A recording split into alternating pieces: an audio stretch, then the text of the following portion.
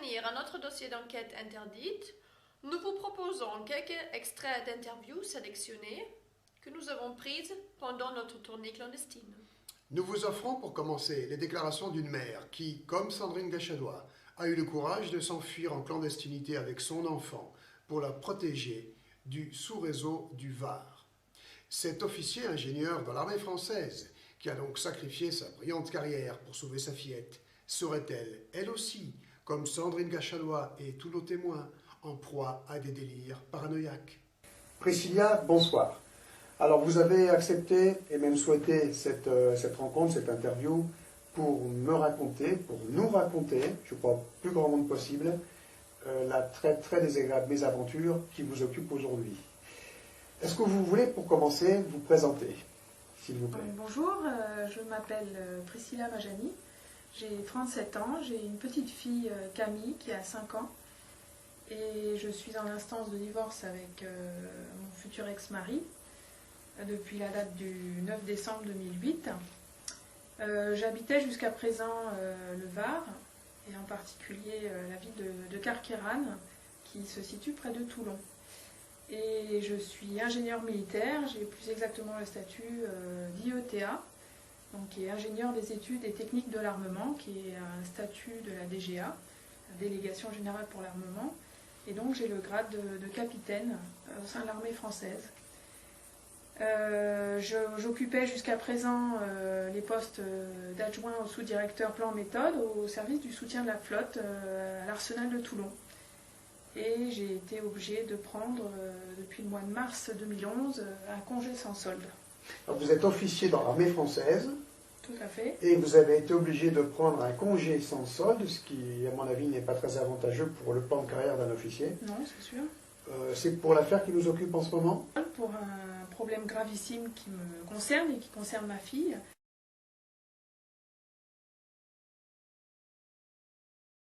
Alors, vous êtes en instance de divorce, vous n'êtes pas encore divorcé. Non, malheureusement. Non. Oui, vous avez donc, si j'ai bien compris, jusque-là, partagé la garde de votre enfant avec votre mari. C'est bien ça, vous vivez Voilà, séparément? donc les juges ont décidé une garde alternée. Oui. Donc une semaine chez la mère, une semaine chez le père. Et donc c'est quand la fille, bien sûr, était chez vous qu'elle vous a fait ces fameuses déclarations. Voilà, vous pouvez très rapidement les synthétiser, nous dire de quoi il en retourne? Donc elle commence à parler le 5 janvier 2011. Elle fait dans un premier temps des révélations d'agression sexuelle. Donc elle dit que son papa lui montre tout le temps son zizi, qu'il lui demande de toucher, de mettre dans la bouche, qu'il lui touche ses parties génitales à elle, qui se met dans le lit, qui veut lui faire des bisous sur la bouche, qui se met dans le lit avec elle. Donc elle commence par faire des premières révélations uniquement d'agression sexuelle. Mm-hmm. Donc ma mère était présente. Il a 63 ans, vous en avez 37. Et on avait 27 ans d'écart. Vous avez 27 ans d'écart, oui.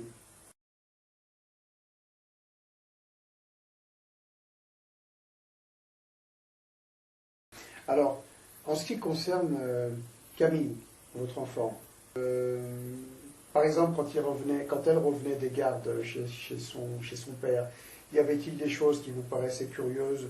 Y a-t-il qui vous reviennent en mémoire maintenant qu'elle vous a fait ces révélations? Il y a quelque chose qui recoupe, en fait, ces déclarations. Alors, déjà, dans son comportement, avec une surexcitation énorme quand elle revenait de chez son père, elle mangeait pas, il y avait des fois où elle se mettait à pleurer complètement recroquevillée sur elle-même. Donc elle revenait amaigrie. J'avais énormément de mal à lui faire avaler quelques cuillères. Elle faisait des cauchemars et surtout elle avait énormément peur de s'endormir. Pour sortir le moindre mot et la moindre phrase, puis elle se mettait à bégayer et j'avais jamais réussi à comprendre. Donc tout un tas de signes, sans parler bien sûr des traces de coups dont elle disait subir et que je pouvais constater. Et notamment, elle était frappée. Elle était frappée régulièrement, oui. Et ça, vous avez pu Au le visage, constater? sur le corps, oui. Ça a été constaté par 2 médecins qui ont heureusement bien accepté de faire des certificats médicaux. Alors donc, la fille manifestait un traumatisme, hein, c'est évident, des mauvais traitements, des coups, quelque chose d'autre qui aurait plus précisément recoupé ces déclarations. Vous avez un élément ou... Alors, il y a une amie, une fois, à peu près 1 an avant que Camille nous fait ses révélations, Camille, elle dit que papa lui fait pipi dessus. Je lui dis, mais c'est pas... Non, je lui dis, non, c'est pas possible. Je lui dis, je comprends pas bien. Malheureusement, aujourd'hui, je comprends bien de quoi il s'agit. Et puis, un autre moment où, en revenant de chez son père, donc elle va aux toilettes, et puis je vois qu'elle a un anus complètement dilaté et avec plein de micro-fissures. Et puis alors là, j'ai un sérieux moment de trou. Je me dis, mais qu'est-ce qui se passe? Et après, je me suis dit, ça doit être une selle difficile. Et puis j'ai tout de suite effacé ça de... Vous l'avez effacé, mais ça vous a traversé l'esprit malgré tout. Et je me dis, mais non, c'est pas possible. Oui, c'est pas possible.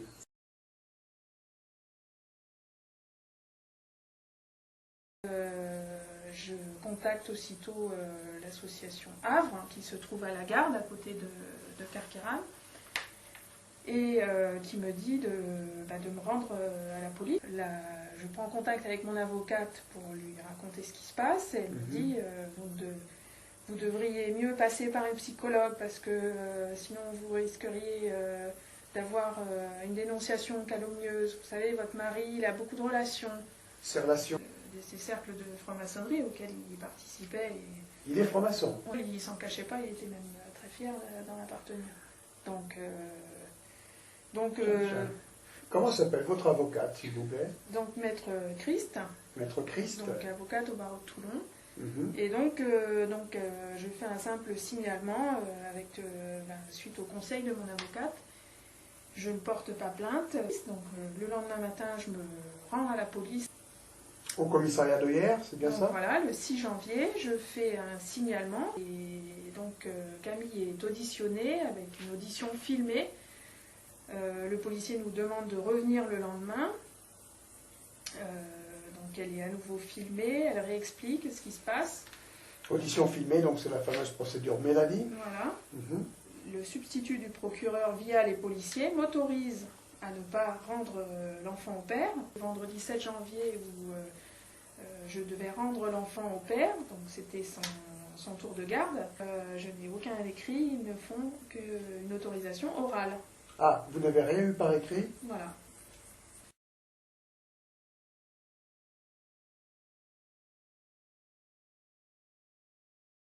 Donc je prends acte de cette autorisation, je me dis bon il n'y a pas de souci, et puis je garde l'enfant avec moi. Et donc Camille continue de parler, elle est complètement soulagée d'avoir pu raconter tout ce qui se passe. Et le 17 janvier au soir, au moment du coucher, elle a envie de parler plus. Donc ma mère était présente, je lui demande si elle veut que je sois seule avec elle ou si elle veut maman et mamie. Elle veut qu'on soit toutes les trois et elle nous fait des révélations tout à fait brutales de viols répétés et réguliers de la part de son père, des viols anaux. Bon, alors là j'imagine que c'est le choc total. Là on s'effondre complètement, je me dis comment c'est possible de faire des horreurs pareilles sur un petit bout de chou de 5 ans. Oui. C'est-à-dire, il fait lui-même 1m90, il fait 120 kg, il a 63 ans. Et donc le 17 janvier, Camille nous parle des viols. Le 18 janvier, je porte plainte. Là, cette fois, c'est une plainte que vous faites, une plainte directe, où vous allez au même endroit? Je vais au même endroit, au commissariat de police de hier, avec le même policier. Qui s'appelle capitaine de police Philippot. Capitaine de police Philippot. Je porte plainte pour viol sur mineur de moins de 15 ans, par ascendant. Oui. Donc le 19 et 20 janvier, Camille est vue et entendue par un gynécologue et une psychologue.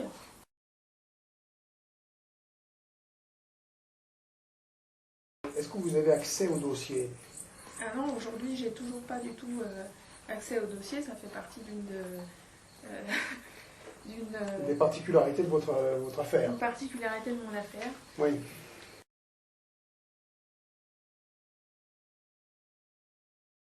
Donc le vendredi 21 janvier à 18h30, j'ai un coup de fil du policier Philippot qui me dit pour nous les faits ne sont pas avérés. L'affaire est classée sans suite. On vient de procéder à l'audition de votre ex-mari. Vous devez rendre l'enfant ce soir à 18h. Donc je contacte aussitôt mon avocate qui me dit il faut une décision écrite du parquet. Oui.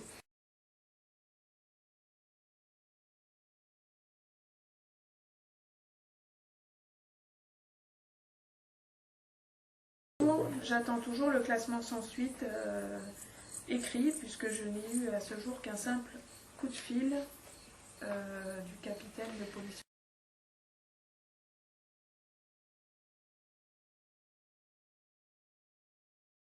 Le capitaine Philippot ne vous a pas remis un récépissé volontairement? Non, il m'a remis un récépissé uniquement suite à ma demande, donc quelques jours après. La raison en est simple. Sur tout récépissé de dépôt de plainte, il est fait mention du fait qu'en cas de classement sans suite par le procureur, celui-ci adresse une notification au plaignant précisant que celui-ci sera informé de ses modalités de recours, ce qui, naturellement, ne fait pas l'affaire du réseau pédocriminel. Et vous avez l'explication sur le fait que cet officier de police tardait tant à vous remettre ce papier qui vous informe de vos droits. Le capitaine Philippot, donc, qui va certainement monter en grade. Oui, je pense aussi.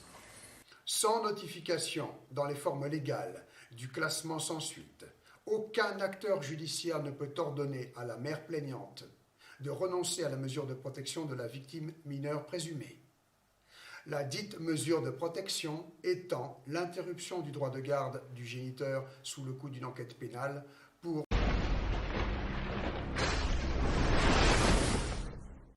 Donc moi j'attends, comme me conseille mon avocate, j'attends une décision écrite du parquet.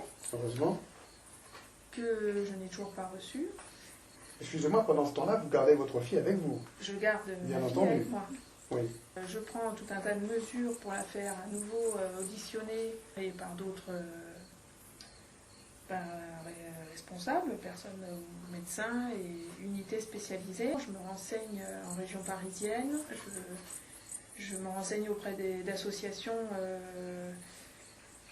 pour appréhender mieux le problème, puisque moi j'avais jamais été confrontée à la pédophilie et ni à l'inceste dans ma famille. Donc j'essaye de comprendre mieux ce qui se passe, comment faire, je prends conseil auprès d'avocats. Et donc je retourne à mon domicile à Carqueiranne.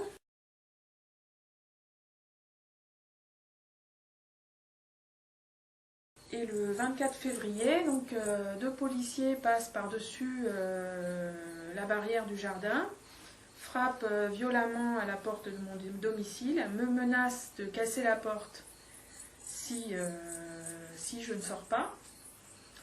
Donc je téléphone tout de suite à mon avocate et elle me dit là vous devez y aller. Et il me signale que c'est simplement pour une audition. Vous devez être auditionné. Arrivé au commissariat de police, je suis mise en garde à vue. Et votre avocate, là, vous conseille de les suivre.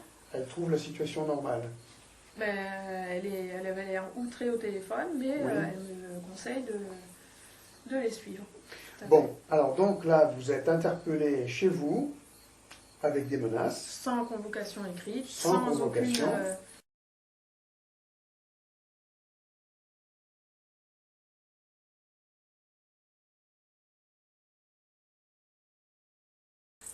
Vous êtes amené au commissariat de police de hier. Voilà. Est-ce que vous voyez encore le même personnage, le Toujours capitaine Philippot? le même personnage. Le capitaine Philippot, donc, lui-même, vous met en garde à vue, vous notifie votre garde à vue. Il me signale ma garde à vue. Ouais. Il me remet en cellule. Ils me font prendre, ils font la prise de ADN, de mes empreintes. L'ADN? Voilà. Ils vous ont pris votre Photos, ADN? etc. Donc l'ensemble de mes paumes de main. Voilà. C'est un traitement de choix. J'ai appris plus tard que même aux plus grands dealers de drogue, on ne fait pas les empreintes totales des mains. Oui, effectivement, même à moi, ils ne l'ont pas fait. Donc voilà, je suis traitée comme la plus basse de toutes les criminels pour avoir pas présenté l'enfant à un présumé violeur de son propre enfant de 5 ans. Priscilla Majani est accusée de non-présentation d'enfants, s'agissant dans les faits de la mesure de protection adéquate à la situation et recommandée verbalement par les auteurs dits judiciaires à l'occasion d'un dépôt de plainte direct effectué dans les règles par la mère. Pourtant, comme nous l'avons vu, aucun classement sans suite n'était jamais intervenu autrement que sous forme de rumeur. Donc la suite, c'est que maintenant qu'ils ont bien pris, ils ont un prisonnier entre leurs mains, ils me conduisent menottés avec véhicule sous gyrophare, avec peut-être à 150 km/h. Et le deux-ton? Et le deux-ton, voilà. De l'autre côté de Toulon, chez une psychiatre soigneusement sélectionnée. Donc je me retrouve dans la salle d'attente avec d'autres patients, mais je suis entourée de 2 policiers et menottés. Récapitulons. Interpellation à domicile sans aucune convocation préalable. Mise en garde à vue avec incarcération en cellule. Sort épargné aux pédocriminels. Prise d'ADN et d'empreintes de paume de main. Confrontation à une expertise psychiatrique de force. Le tout sans oublier l'entrave par menottes en public et sans même possibilité de bénéficier de l'assistance d'un avocat. Pourquoi vous dites soigneusement sélectionnée en parlant de la psychiatre? Elle a été particulièrement aigrie à mon égard.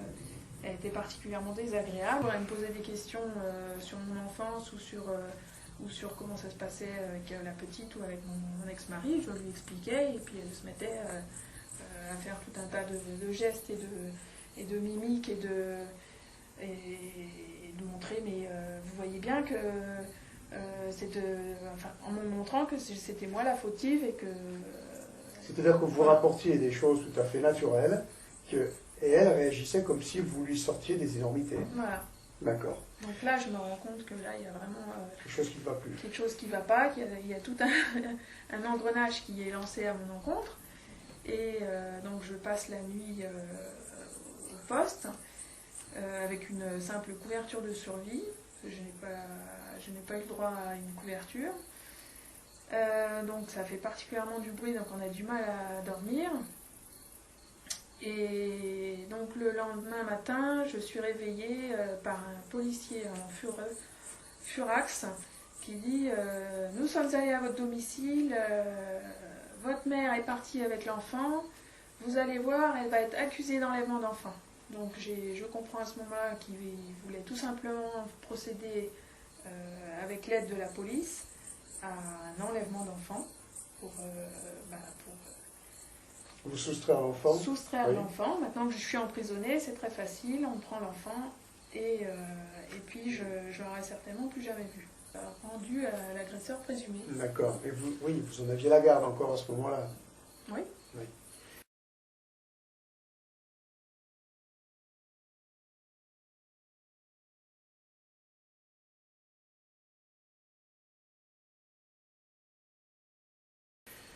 Donc ils étaient particulièrement furax et puis ils me disent vous allez rencontrer le juge, vous allez voir, et ils me font comprendre que je ne suis pas prête de sortir de prison. Donc effectivement après je me retrouve à nouveau voiture de ton et on me conduit menottée donc dans les sous-sols dans les petites cellules 1 mètre sur 2, infâme, du sous-sol du tribunal de grande instance de Toulon. Je patiente un certain temps jusqu'à la fin de matinée où je rencontre le substitut du procureur de la République, donc monsieur David Dufour, pour ne pas le nommer, qui je lui raconte à nouveau les dires de Camille, et il aura pour simple réponse de proposer des mesures d'obligation de soins et de m'obliger à remettre Camille à son agresseur. Obligation de soins pour qui et de quoi? Pour moi. Pour vous? Voilà. Suite à la rencontre avec cette psychiatre. D'accord. Voilà. C'est sûr que quand on enferme, quand on emprisonne une personne, on l'oblige à rencontrer une psychiatre soigneusement sélectionnée, vous n'avez rien à dire, et il en ressort un contrôle judiciaire avec obligation de soins. Donc, et ils ont recherché à faire une tentative d'enlèvement d'enfants, tout simplement. C'est extraordinaire. Alors donc là, vous sortez de garde à vue, à la fin de la garde à vue, tout de même. Donc je rencontre ensuite la juge de la détention et des libertés, qui, elle, donc, confirme les propositions du substitut du procureur, et donc me contraint à des obligations de soins, voire hospitalisation.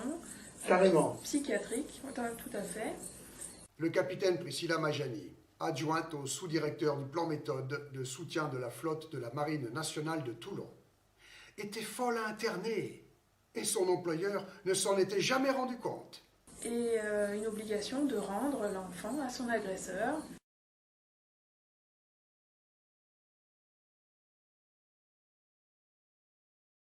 Et cette juge, vous avez son nom en tête? Oui, Madame Turillo. Madame Turillo. Voilà. Donc là, c'est le juge...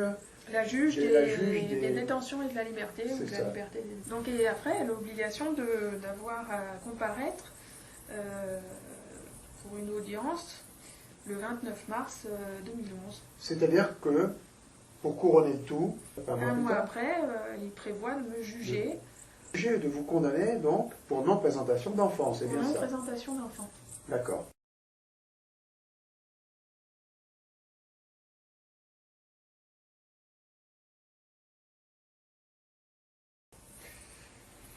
La garde à vue se finit, tout de même. Voilà, je sors. Quelle est votre décision? Qu'est-ce que vous faites?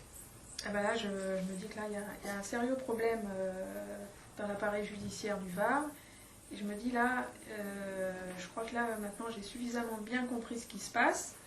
Et je me dis là, il va falloir que je prenne des mesures moi-même, des mesures de protection envers ma fille, comme les lois d'ailleurs le recommandent. Tout à fait. Les lois françaises et puis internationales aussi.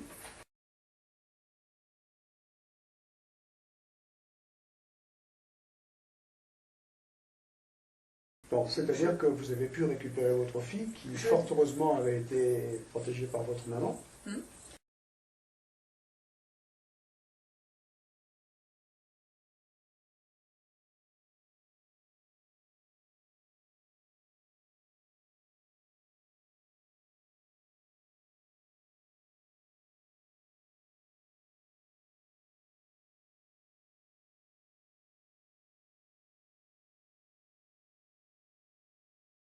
Donc je décide, je ne veux pas me soumettre à des personnes qui abusent de leur pouvoir.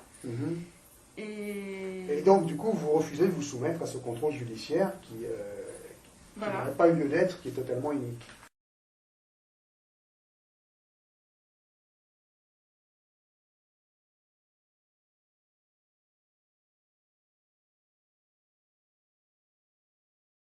Heureusement d'ailleurs que je ne me suis pas soumise, parce qu'aujourd'hui je pense que je serais déjà en hôpital psychiatrique avec les médicaments qui vont bien pour que je puisse plus du tout réagir. Et votre fille, très probablement entre les mains de son bourreau présumé. Bien, donc aujourd'hui vous êtes dans une situation qui est pas commune. Vous êtes en fuite, vous êtes en cavale, en clandestinité. Comment vous vivez ça? Comment vous l'exprimez? Qu'est-ce que vous attendez? Je vis une forme de clandestinité puisque je ne puis plus exercer mon métier. Que heureusement, le principal est de protéger mon enfant. Oui. Donc elle est avec moi et nous attendons de trouver des autorités qui soient intègres et qui puissent faire leur travail de manière responsable.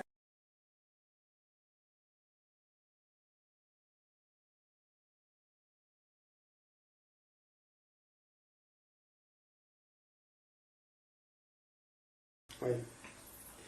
Très très courageuse prise de position que vous avez là, je vous en félicite.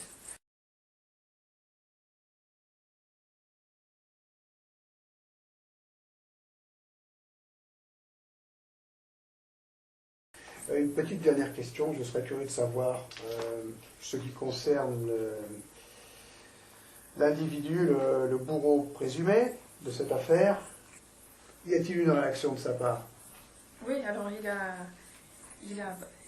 la même façon que les institutions judiciaires. Il a voulu retourner la situation face au grand public à mon encontre en faisant 3 interventions télévisées sur le plateau de Planète Justice aux alentours de mi-mars.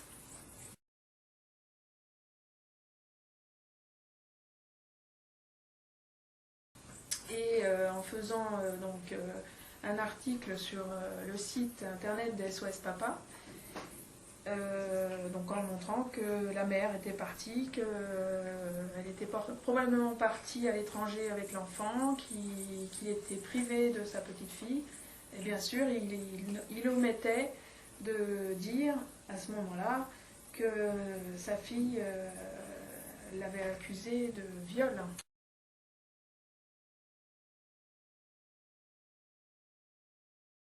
C'est de ton papa que tu veux parler? Oui. Il avait envie de faire les amoureux. Il avait envie de faire quoi? Les amoureux, il avait envie. Les amoureux? Oui. Toi, ça veut dire quoi? Il avait envie de me marier, de se marier avec moi. De se marier avec toi? Oui. Mais tu es sa petite fille. Il avait envie que j'aime son zizi. Il avait envie que tu aimes son zizi. Oui. Comment? Comment est-ce qu'il voulait que tu aimes son zizi? Il avait envie que je l'aime beaucoup. C'est l'animal. Surtout avec le zizi. J'ai pas entendu, excuse-moi.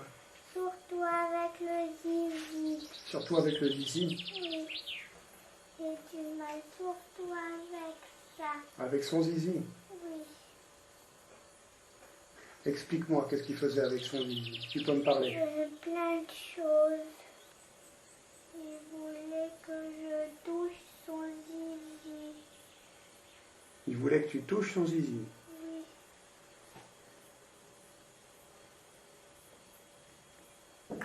Il voulait pas que je le dise. Son zizi, il m'a mis le zizi dans le trou des fesses. J'ai pas bien entendu. Qu'est-ce que tu as dit? Il m'a mis le zizi dans le trou des fesses. Il t'a mis le zizi dans le trou des fesses? Oui. Ça faisait très très très mal. Très très très mal. Oui. Mais qu'est-ce qui se passe là? C'est toi qui es à côté? Le zizi dans le trou des fesses. Est-ce que vous avez déjà par le passé eu des doutes, eu des interrogations sur son comportement ou un quelconque penchant pour des jeunes filles plus jeunes que vous ne l'étiez quand il vous a rencontré? Alors c'est vrai qu'il était particulièrement obnubilé par la virginité, par la pureté. En particulier quand on croisait des jeunes filles de 12-16 ans, il les regardait avec un appétit particulier. Après il y a d'autres choses qui me sont remontées à la mémoire. Et notamment une chose qui m'avait particulièrement troublée, quand Camille était encore bébé, au moment du change, qu'il avait sorti une réflexion. Enfin, ça me semblait bizarre qu'on puisse sortir une réflexion pareille quand son enfant est né. Et puis donc il regardait le partie génitale de Camille et puis il disait mais comment c'est possible, c'est si petit, comment c'est possible que des malades mentaux puissent mettre leur sexe là-dedans. Et moi je veux dire ça ne me serait jamais venu à l'idée de sortir une réflexion pareille quand on est en train de regarder son enfant quoi.